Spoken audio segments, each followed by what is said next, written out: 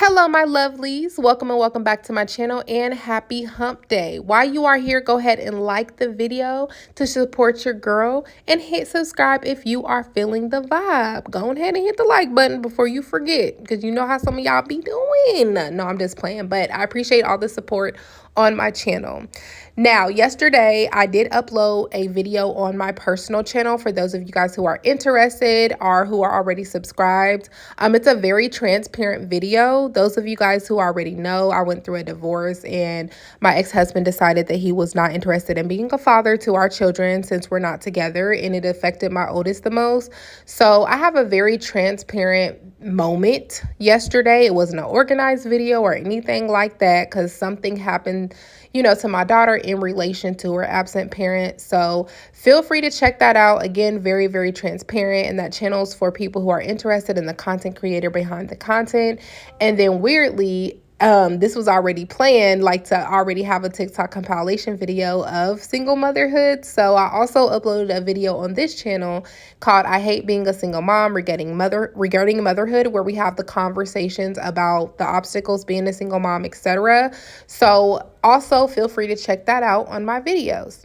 Now, today's video is going to be about the modeling industry and the dark sides of the modeling industry. A lot of people see the glam and glitz, the fashion, and they're like, oh, I want to be a model, or they even have children that want to be a model, but they don't know what really goes on behind closed doors. So I wanted to include like a video for you guys to kind of see what goes on behind closed doors. So without further ado, go ahead and watch the videos, and I will be back at the end with my commentary. Hi, this is the dark side of modeling part 2. This is going to be about my first experience with the New York modeling market. So I moved to New York at the end of 2020, but before I was allowed to move here by my agency, they told me that I had to lose weight.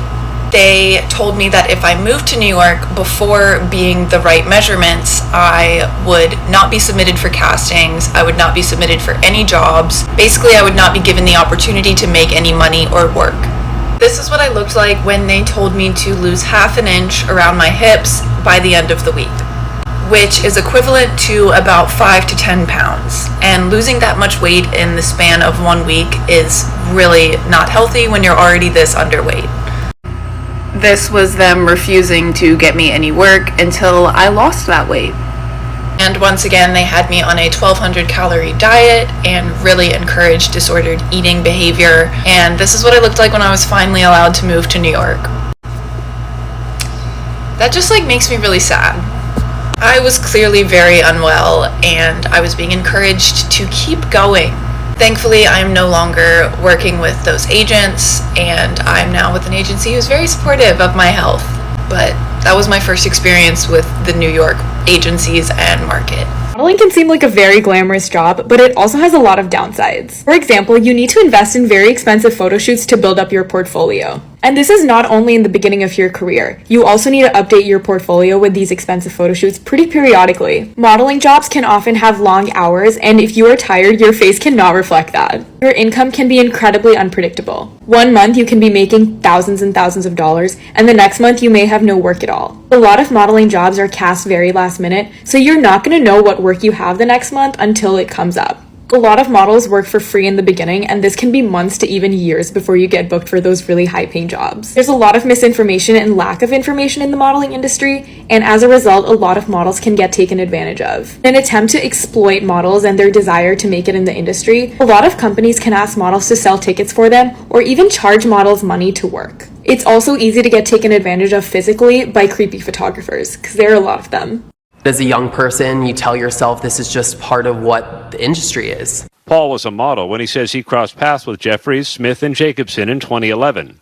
Being able to get into a meeting with the CEO meant you had a very good chance of becoming one of the models, and this was the draw. This is why I was an easy person to prey upon. He claims he was invited to attend an event at Jeffries' estate in the Hamptons. Paul thought it was a chance to audition to be an Abercrombie model. I was told that there could be some things that were not your normal interview. However, this is your chance. You're not going to get another one like this. and I was given Abercrombie and Fitch underwear to put on. I walked into a scene that would make most people extremely uncomfortable, extremely nervous, scared. There is not just them, but other men in there doing stuff that I was not comfortable with. And then there's other men in there completely dressed in Abercrombie and Fitch clothes. What happened still haunts him. I was stripped of what felt like my humanity. I felt like a piece of meat. For years, he stayed silent. Get ready with me while I tell you about the most ridiculous things I have been told in the modelling industry. So mainly this is always about my body. That's the most crazy things I hear about the industry. So the first one was when I was 19 and I was still living in Scotland, and I was shooting for the Sun newspaper for their fashion segment. And I went into the shoot and it was just a stylist on set. I just had to do my own hair and makeup. It was just me, the stylist, and the photographer. The stylist came in and she said to me, can you come over here so I can see where you carry your weight? First of all, but like obviously she wanted to style me, but that's just not the way that you're supposed to say it. And I said to her, you know, I carry my weight. I shouldn't have even have said anything, but I said to her, I carry my weight in my bottom half. And she was like, yeah, I can see that. First of all. So she starts styling me, and then she just starts giving me this crazy unsolicited advice. She's like, you really need to go on a diet, and you need to eat a diet of higher protein and less carbs, and like start working out a lot more. I would be posing and she'd be like, put your arm in front of your legs there, because so we don't she says, put your arm in front of your legs there so that we don't see them. So I just was new to the whole like actually working and like how to pose. She was just like, I just don't understand why they would send someone like you who doesn't know what they're doing, blah blah blah. Looking back, I'm so annoyed that I didn't say anything, but it's whatever. I left and I literally cried the entire way home. The second thing that happened to me was a few years ago when I was in Milan, and my agency there, like, they reached out to my mother agent. They wanted to sign me. I'd done a casting. They seen what I looked like over Zoom, and then they asked me to come. So I was like, okay, I'll come and, you know, stay in Milan for a couple of weeks and see how it is. And I turn up to the agency and they asked me to put on my bikini and my heels and come out so they can, like, you know, take my measurements and take pictures. When I came out, the guy was there and then another woman was there. I don't even remember who was who, but they basically were just like looking me up and down, and they were like, you're not in your best shape, are you? Meanwhile, I'd been like in the gym, like I was in good shape. I was just not petite. Like, I'm not Milan, Paris skinny. Like, I'm a size 8, whereas they want the girls to be like a size 4, 6. And I was like, no, like, I actually am like my normal shape. Like, they were like, your legs are the maximum size that we could possibly have them. And I was like, well, I'm naturally, like, I have more muscular legs. That's just the way that I'm built. I can't make my legs any skinnier. You can't target weight loss, so like I can't make my legs thinner. I can't lose muscle on my legs like that. It's not like just losing fat. And the guy was trying to kind of like mitigate the situation and be like, you know, like, it's not like you're big, it's just that you're more athletic than we would like you to be. Which he was just trying to like sugarcoat it, but I knew that what they were basically trying to say is like I was far too big for them. And then the entire time that I was in Milan, I didn't do one job, and they were just so cold to me and they just treated me like an object. They just didn't care. The last thing that I think that is stuck in my mind, which is not that bad and I'm not that bothered, and it's not like harming my body image, but it's just something a bit ridiculous that's been said to me, is I got scouted when I was out and about, and I said to my manager, you know, this agency approached me, like, just so you know. And he was like, okay, like I can reach out to their booker and see like what's up.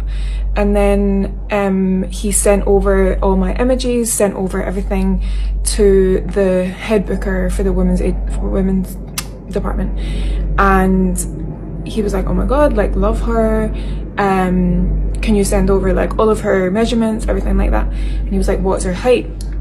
I'm 176 centimeters, like I'm over 5'9". That is reasonably tall. He replied saying, oh, it's a shame she's short. First in my life that I have ever been called short. Like, not even too short. Shame she's short. In high fashion, they want you to be between 177 and 179, I think. I'm 176. You would not, if you loved a model, you would not sign them over 1 centimeter. Meanwhile, every other girl, a lot of girls are lying on, and agencies lie for them as well, and lie on their profile about their height. And all these nipple babies are 5'4" walking a runway, and for me, it's 1 centimeter that matters. It's so ridiculous. And these are the stories that I've been told from other people and observed when I've been in the industry. So the same time that I was in Milan, I was staying in a model apartment. Never again will I stay in a model apartment. It is so destroying. I was staying in this apartment with like 10, 15 other girls. And I felt like I was obese. Like, all of these girls were like size 4, size 6, so skinny.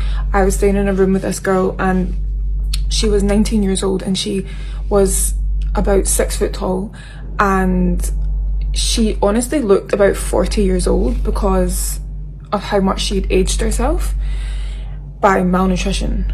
And she was walking Fendi, like she was getting all this validation from her agency and from these brands.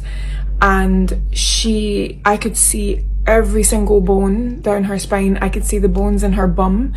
She would work out doing like bodyweight exercises in the living room for like 2-3 hours straight. I don't even know if she was doing anything.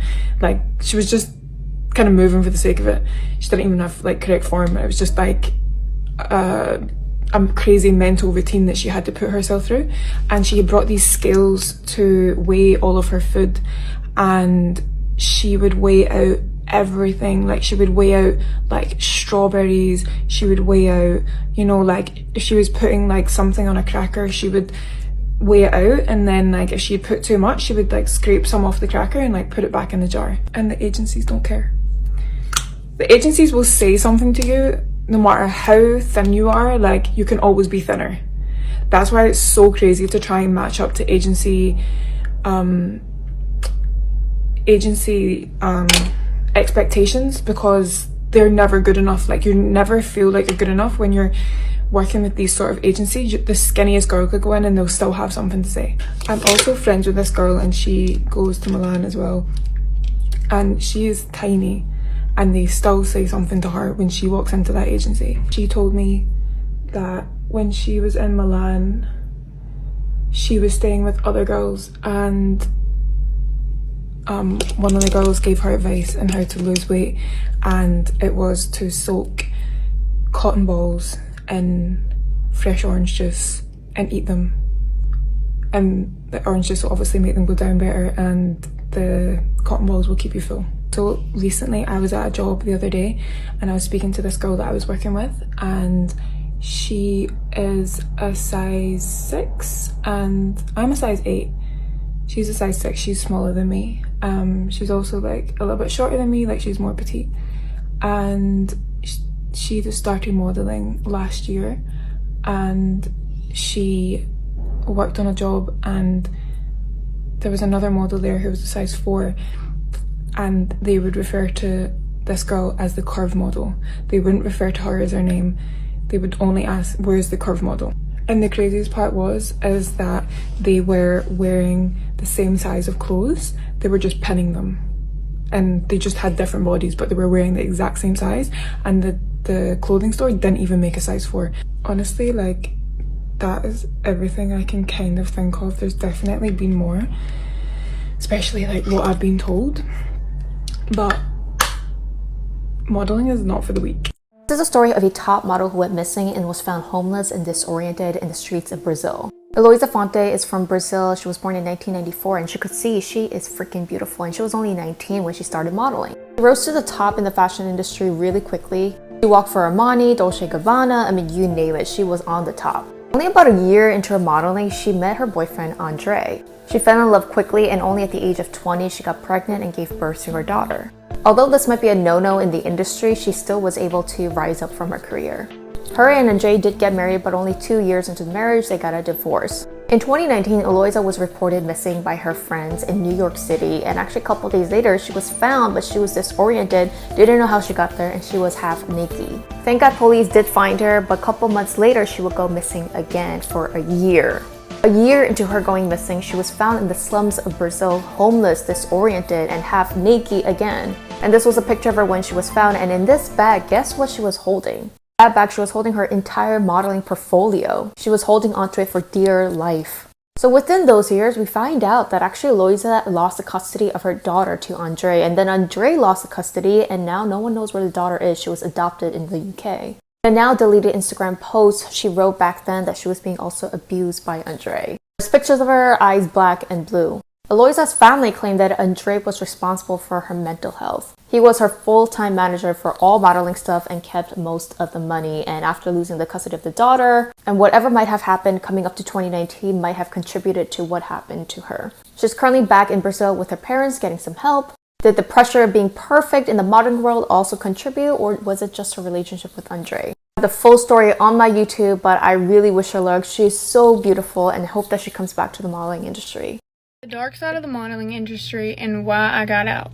I'm so glad I got out when I did, before things really started popping. I can't tell you how many girls that I grew up with that just wanted to be a model, aspired to be a model, their dream was to be a model, obsessed with Victoria's Secret runway shows, etc., etc. But once you actually put your foot in the door, it's a scary place. The music industry too. The devil and labels shake hands, and I'm telling you that right now. If you really just watch the stuff going, eyes would be open. I'm going to continue where I'm at though. First thing that I noticed in the industry right off the bat is objectifying. Once you get in that, you feel like an object. You are an object. You are a doll to these people. I have seen a contract that would have had me good, but would allow them to shave my head, dye my hair, put me on a diet, schedule my whole day. Basically selling your soul. It's literally like they take models, and models are looking from the outside in. They have no part in what they're doing. Half of these people you see, celebrities, they're the industry's puppet. Half the stuff they're doing, they're not doing it because they want to do it. They're doing it because someone told them to do it. Because they signed a contract, they made an oath. You can't just get out of a contract. And when you try, that's a whole nother story. Harassment as well. Models get harassed on a daily basis. Racism. Having a certain look. It's ridiculous. Dieting. Yes, it's true. They skin you up. Unless you are specifically like a plus size model, etc. But even then, they've got you on a strict plan. Your mental health in that business, done for. Agencies have what's called a power of attorney for models. And this allows them to basically control all of their money, all of their assets, control them as a person. They can make decisions for that model without even talking to that model. Almost as if treating them as if they're not mentally or physically capable to make decisions on their own. The pressure of getting cosmetic procedures. You will lose yourself because you're constantly going to try to fit this mold of society that is just not realistic. Everything you see on your feed is fake. Photoshop, injections, liposuction, BBLs, all of it is fake. It's not reality. It's a big problem. They don't care about you, they care about making money. Same with all the celebrities, everything, artists, all of it. Not only that, but they're just a hand in dividing people. Unity is power, and that's why the government and the industry is constantly trying to divide people. Because if we all came together, we'd really destroy some stuff in the best way possible. But everyone's blinded. There is so much more to this. All I'm going to say is do some research on what and really look into it. It's been around forever, and it's a whole nother video, and it's something that's risky to talk about, but there are plenty of celebrities that are involved in it. They've got symbols to tell each other they're involved in it. They've got rituals they perform on stage, models as well. Symbolism is huge. It's about how you interpret it, but I'm telling you, just go look into that stuff and you're gonna see how truly disgusting this world is and how scary it is. Watch what you get into before you get into it. Watch who you're listening to as well, because it can poison your mind. Just because they're famous and they're saying their opinion doesn't mean you have to agree with them. A lot of these people follow celebrities and models and Instagram models and YouTubers just because of their name, not because of what they're actually saying and what they stand for. It's all for clout. It's all for money. Money is the greatest sin, and the modeling industry is a part of it. Not bashing any models, if anything, I just want to hug them. And the best decision I ever made was to stop doing all of it. I'm free. They aren't. And that's hard to deal with. Okay, so let's have the conversation. So for those of you guys who did not know, I actually used to model when I was like around high school, early adulthood. I'm tall. I'm 5'11", which is really tall for a woman. And I was really skinny growing up. So I would get told from time to time, like, oh, you should model. You should be a model. They tell my mama, why ain't you got that girl in modeling, blah, blah, blah. So me and my mom looked into it. And I ended up signing with a modeling agency in my city, which was known to be one of the best modeling agencies in the city. Like, they got people signed with like top major agencies, like with the top fashion shows in our city, etc. So luckily I did get to experience things like some photo shoots. I did some music videos, just like local ones though, like some Caribbean artists, and I done some fashion shows, which was my ultimate favorite, was the fashion shows. Like, we have a thing here called Midwest Fashion Week, which is like pretty big for our city. They have like a magazine and just all kind of stuff. And I did that probably about 3 times, and that was so fun. But you also would see certain things that go on behind closed doors. I also did some modeling in Florida. That was more like promo modeling. I signed with an agency in Japan. So again, like, I was around different people, different cultures, and then just seeing some things, like I said, that went on behind closed doors. So the good part, again, was like meeting people, networking, getting all dressed up, walking the runway will always be my favorite. The bad parts about it is that I would see things that would happen that I'm like, uh-oh, here we go, to where it would truly ruin a lot of people's relationships, but also because of insecure partners. Like, if your girl is a model and sometimes the men would feel some kind of way because it'd be male models in the back. Now, some women, of course, with no morals and values, didn't care about their relationship. They would be trying to sleep with, the artist or like different kind of people just so they can like get ahead. So they might like be like, hey, how can I get signed with your agency, or like, how can I get in your music video? Just examples of like stuff that can happen behind closed doors. You would see people do that, and people will do that to try to get ahead. They'll do what they need to do to try to get ahead. So of course, stuff like that, rumors happen, stuff like that can mess up people's relationships. I had the girl, there was a girl who was signed with my agency. She was my sister's like old best friend. I think that's even how I heard about the agency, but I don't remember. And she was very, very successful. She signed with a top agency, Wilhelmina, and I think she moved to California, and she was just very successful. She was in Trey Songz's music video, etc. And she would tell my sister about a lot of the dark side that she would see on her end.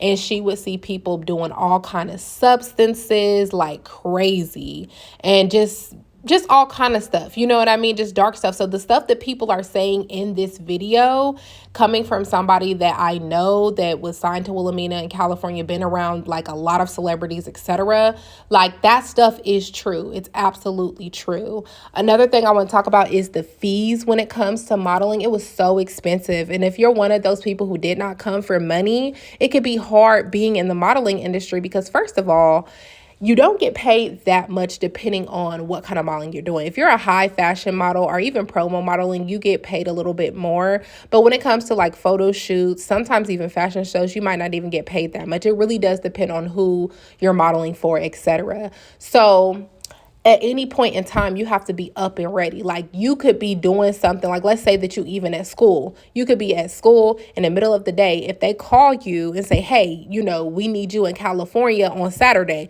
you have 2-3 days to prepare. You know what I mean? So it's like, it's a certain kind of lifestyle you have to be ready for. That's why a lot of models and even actresses, actors, etc., they move to California, because a lot of stuff happens in California to where they can just go, versus like being in a different state and having to like book a flight and like be prepared, etc. So you have to be ready to be up in your lifestyle needs to be ready to just up and go.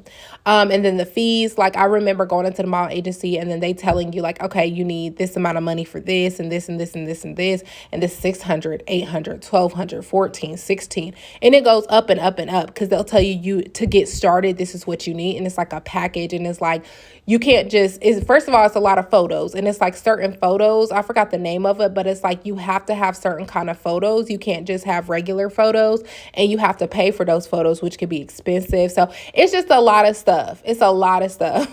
But again, there was things that I enjoyed, and there's other things that I know for sure happens behind the closed doors that people don't see. They just glamorize like, oh, I want to be pretty and I want to take photos and all that, but they don't see the other stuff behind closed doors. And I'm not even going to get started on the women of color. The women of color, what they have to deal with some of these agencies is just really crazy to me. I remember at a point in time, they didn't have the right makeup products, so it would break women of color skin out. They didn't have the right hair products. They didn't know how to do your hair properly. So it's just a lot. And even actresses talk about that, to where, like, I think Megan Good talked about that, about how, like, at the beginning of the industry, they just did not know what to do. She said that she didn't have a good experience, I think, when it was either makeup or hair, but I think it was makeup. She just didn't have a really good experience with it because they didn't know what to do. So, again, I had, like, luckily I did enjoy a lot of stuff that I did experience, but again, I do see that there is a dark side as well. And I eventually stopped modeling because they want you to be stick skinny. And with me being a woman of color, like women of color, especially Black women, naturally, we tend to be curvy. We tend to have, like, larger body parts than other women, and we tend to not be just stick skinny. So as I was getting older, I was coming into my natural shape. And I'm like, even though I'm working out and all this kind of stuff, I'm like, y'all still want me to be skinnier. You still want me to be skinnier. And it's like, I'm not about to keep on, like, pounding myself just to appease you people. And even if I get to that point, who's to say if I sign with somebody else, they don't want me even thinner? And I don't feel like my body was naturally meant to be like that. So I'm like, nah, like, I'm cool, So that's why I got out of it. But, if you are interested in modeling and you're curvy and naturally and stuff like that, you can go to other places like Atlanta. I did do like a photo shoot in Atlanta before. So, you can go to like Atlanta or do adult modeling, even promo modeling, commercial modeling. That's a little different. Sometimes you can be a different shape. You don't have to be stick thin, but so you just have to be careful with that industry. I definitely can see the dark sides of it as well, and how it might affect people's mental health. So if you're a parent and wanting to get your children in modeling, etc., just keep all of this stuff in mind and be with them every step of the way. Make sure you read those contracts, honey, read them. If you can get a lawyer involved, make sure they there. Okay. But let me know what y'all think. Make sure you like, comment, subscribe. I will see y'all in the next one.